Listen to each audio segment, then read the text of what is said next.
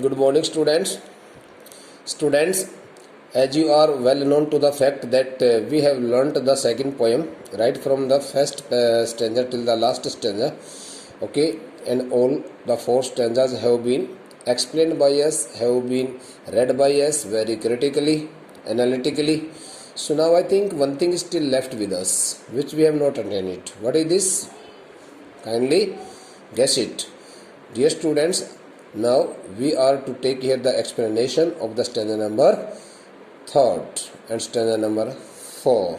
Okay, so I would like to give you the explanation of the stanza number 2nd, 3rd and 4th. I'm sorry because I did not mention the stanza number 2nd, whose important phrases had been given to you and their meanings had also been written by me. So now I would like to write here the explanation concerning to the stanza number 2nd of the poem number 2 and elementary school classroom in a salum. So be ready and kindly note it down just like the previous works, tasks in your fair notebook. Okay, bete, these all things will surely be very, very helpful and beneficial to you for your upcoming examinations.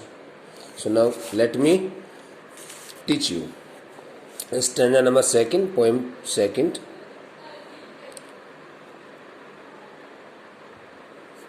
This is poem number 2. Okay, critical appreciation. Critical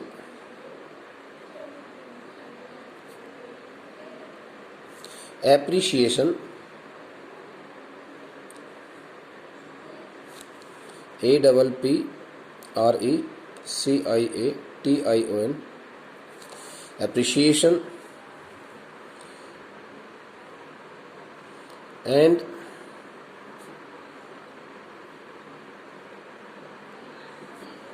analysis, okay, of stanza STANZA of stanza number 2 of stanza number 2.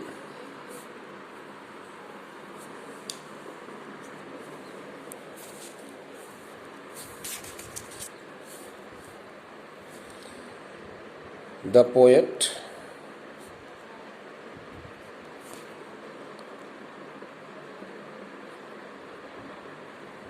Stephen Spender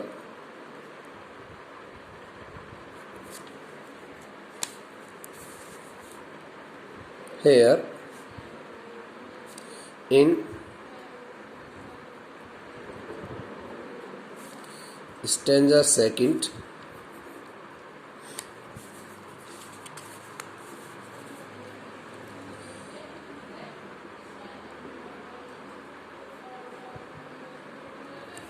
painfully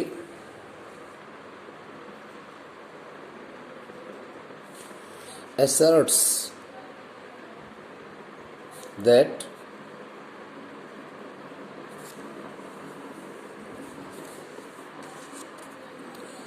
all the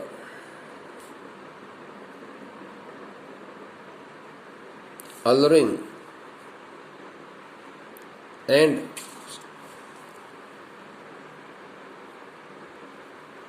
highly fascinating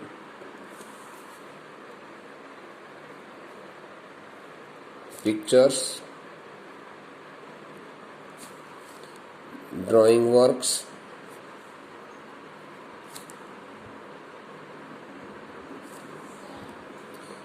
sketches, maps,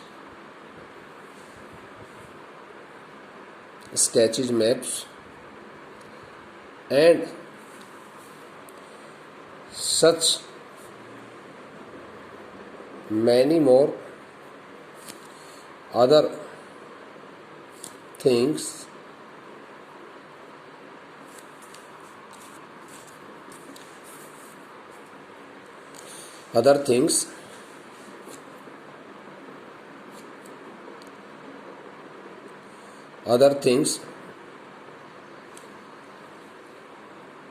representing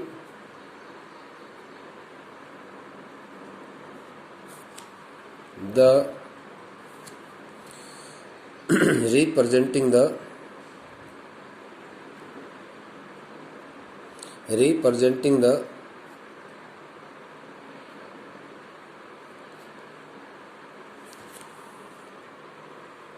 prospered life of the rich people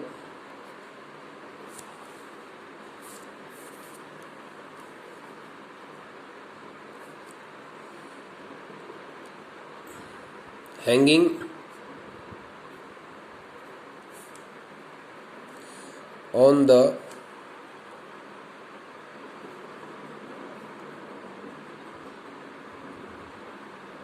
partly damaged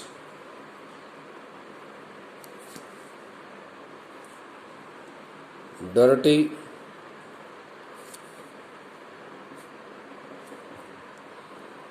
and patchy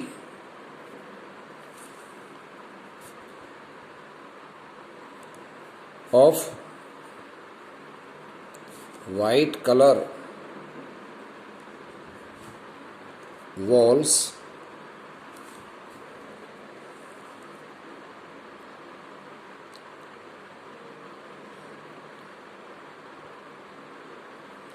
in the school classroom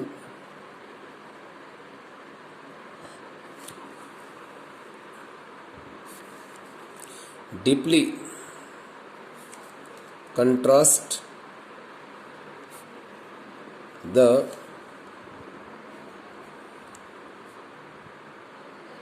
real life of the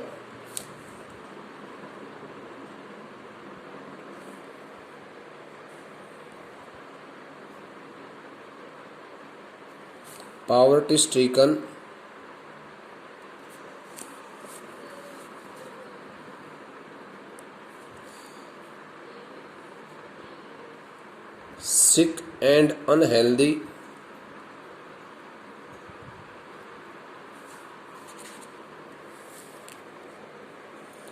sick and unhealthy depressed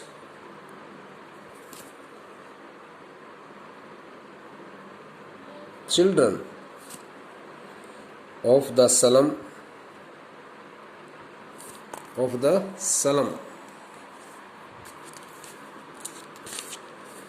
slum as these pictures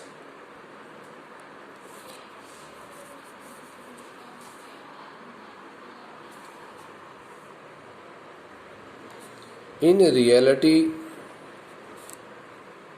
have no relevance to their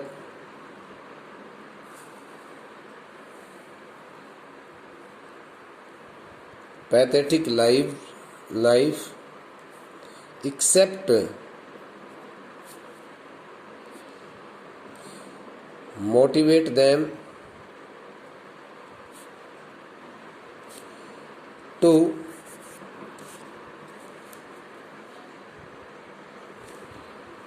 cultivate a bad habit of stealing something like those pictures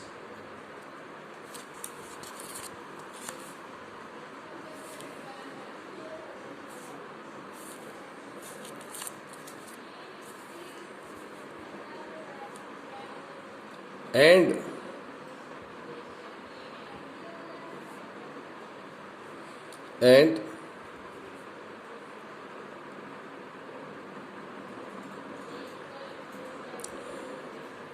spoil their career. Better through this stanza, the poet mainly stresses on at single one thing, single one point, and this is very clear point, very clear aspect. The poet is badly pained to state it that the rich people decorated the have decorated the shabbily looking, highly dirty, filthy, off-white colored walls of the classroom with so many beautiful pictures unreasonably which have no real meaning in the lives of the slum dwellers, poverty stricken children. On the other hand,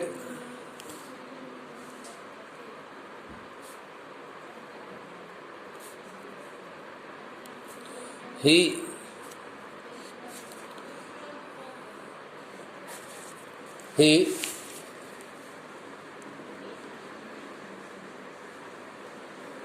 directly mentions that the bright future of these all innocent children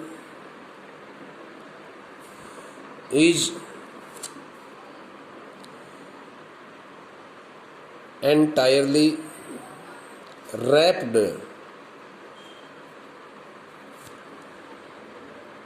into the heavy fog and the musty smell of the unhygienic environment round the clock.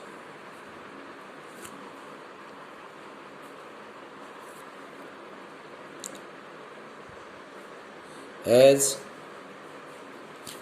they can hardly get any such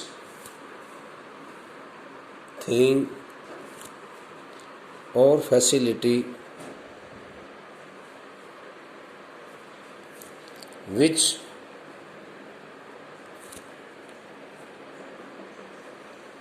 can help them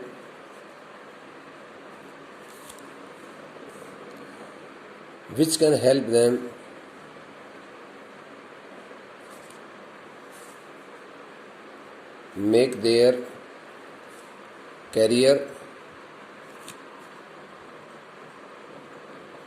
like the other children of their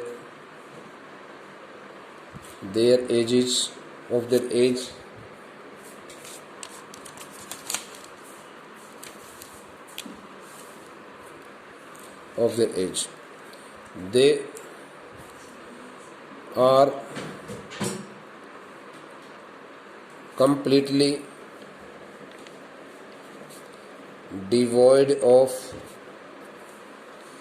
all kinds of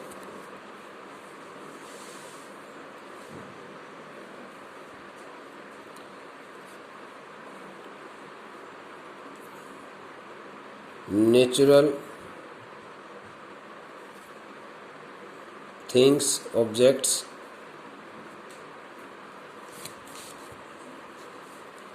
like the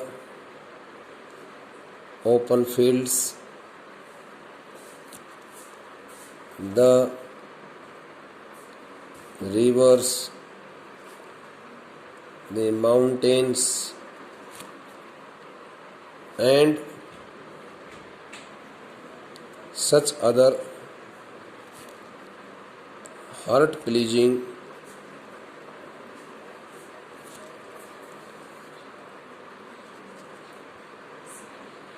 bounties of nature. This is the explanation which I have given you here. Now it depends on you whether you take this explanation positively or not. Since the poet has explained each and everything quite painfully regarding the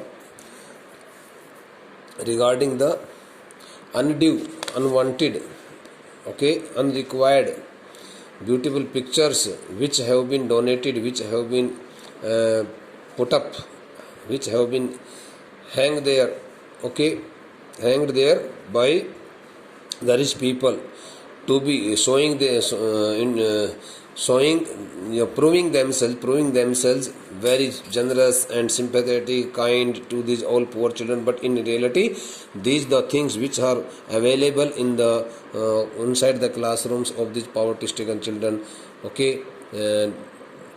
provide them nothing, help them nothing, are totally useless for them, because they give them only irritation, they keep them only, they create some bad habits in their minds, and they keep them every time captivated to these all things, and they can't do any other things, and these the children, but in reality the life of the children, contrasting to these all things is totally different, and these the children pass a very difficult life, far away from the lap of nature and all other natural objects, like the river, the mountains, the rocks, and the open fields.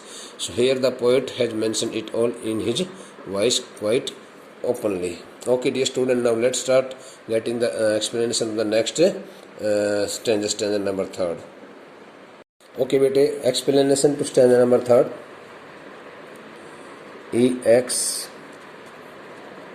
Explanation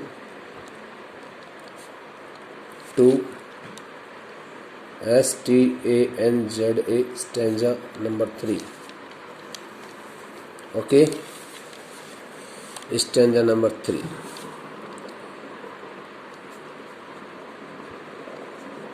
Through this stanza, or you may say through these lines,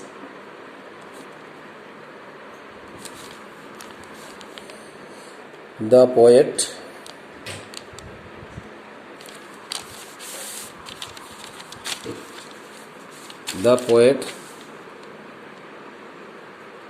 seems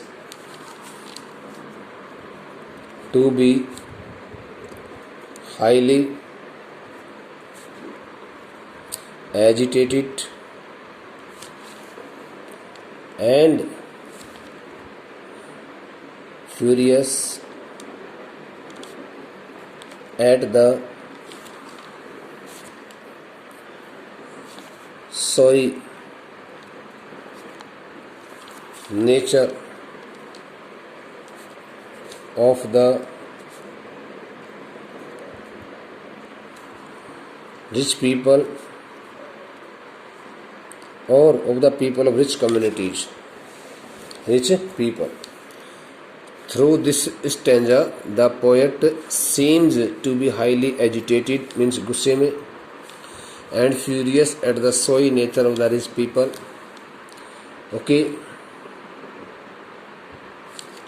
Rich people, S-T-A-T-I, stating it out openly that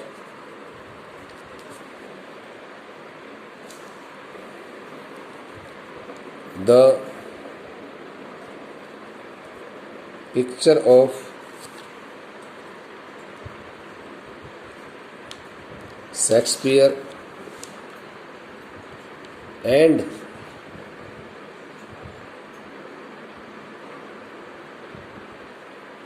some other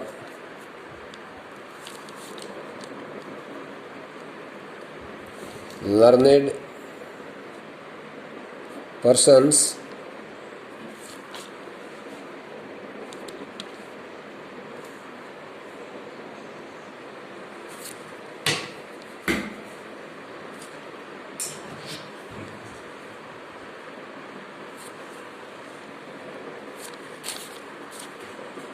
do good nothing,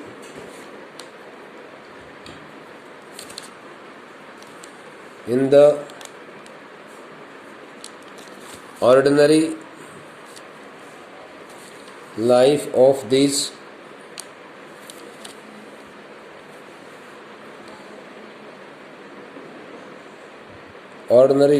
of these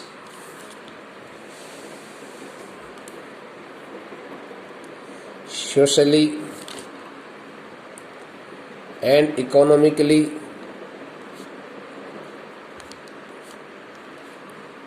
ignored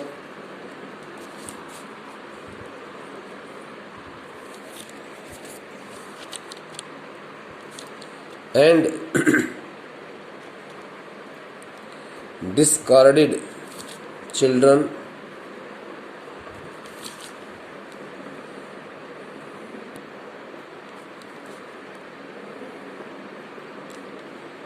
they give no respect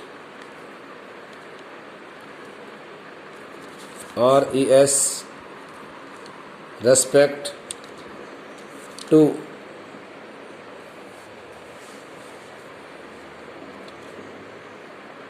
Shakespeare,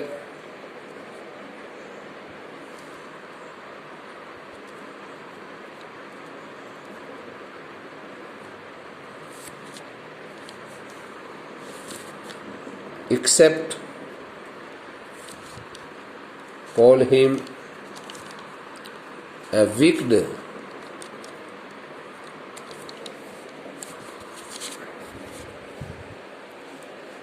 except call him a wicked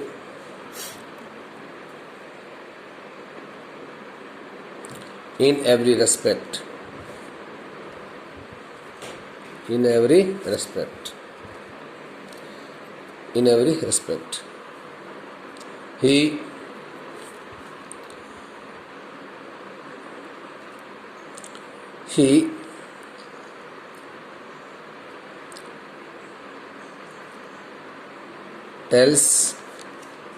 He tells us that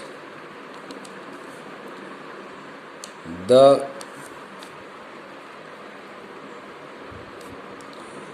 beautiful pictures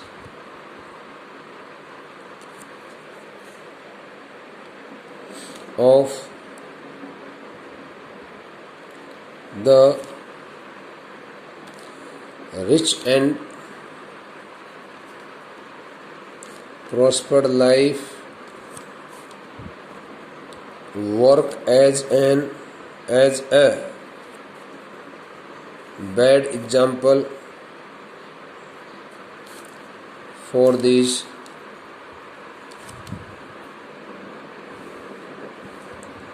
all poor children who spend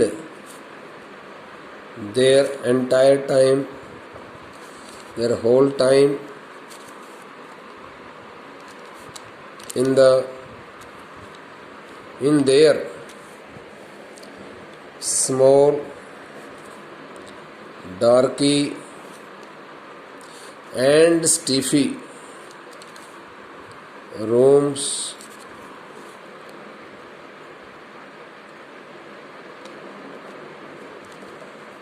from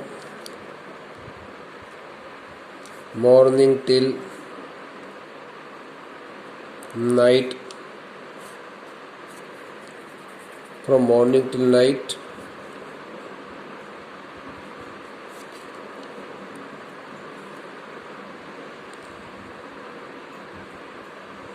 in a difficult situation.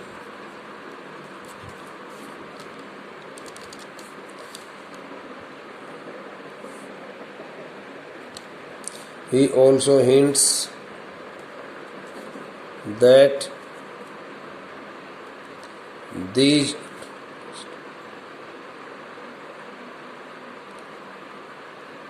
underdeveloped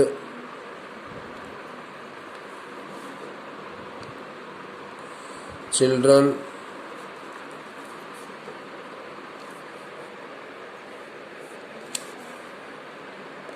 underdeveloped children use the broken pieces of glass as the spectacles and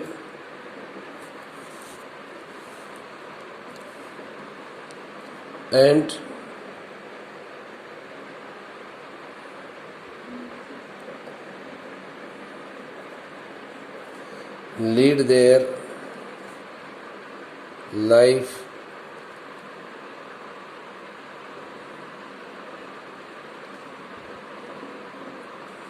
amidst the high dumps of waste material.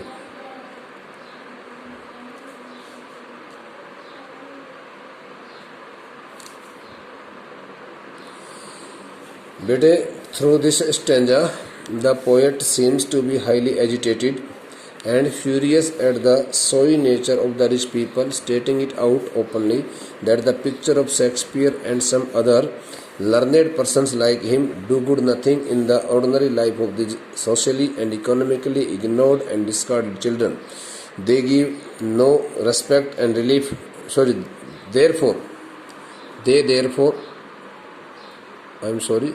therefore give no respect to Shakespeare except call him a wicked except call him wicked in every respect. He tells us that the beautiful pictures of rich and prospered life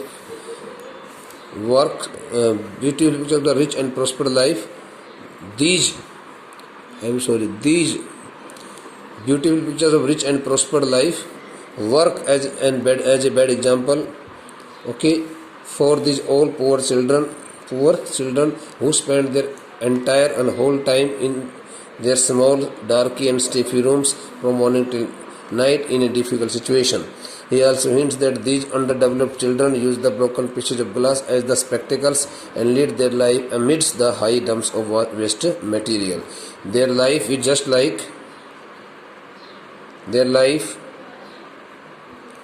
looks more like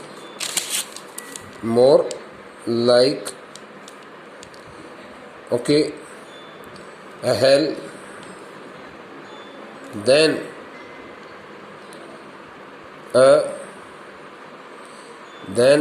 a normal one. एक सामान्य जीवन जीने की बजाय वो इस प्रकार का जीवन जीते जैसे कि उनका जीवन नरक हो और वो जीते जी ही मर रहे हो, इस प्रकार की बातें उनको दिखाई पड़ती है. बेटा, it is enough in this lecture and I would like to explain the last stanza in the next lecture. Thank you.